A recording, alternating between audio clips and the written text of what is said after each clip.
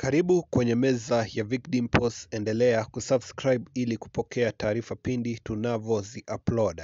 Anaye trend sasa hivi mitandaoni ni mwanabodaboda kutokea eneo la Rongai.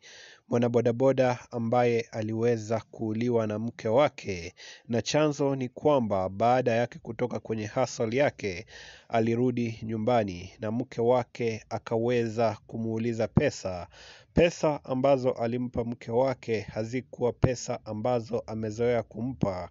Ina maana kwamba siku hiyo hakuwa amefikia target yake. Unapata kwamba kutokana na hilo mke wake alianza ugomvi, na mwisho wa siku akachukua kisu kumdunga na kumuua papo hapo mwanabodaboda huyu.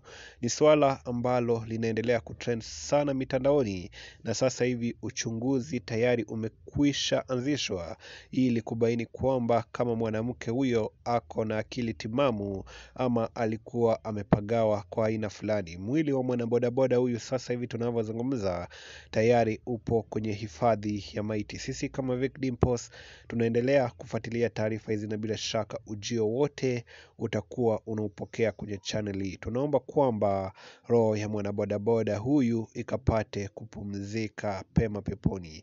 Subscribe kwa mingi zaidi, au sio? Peace.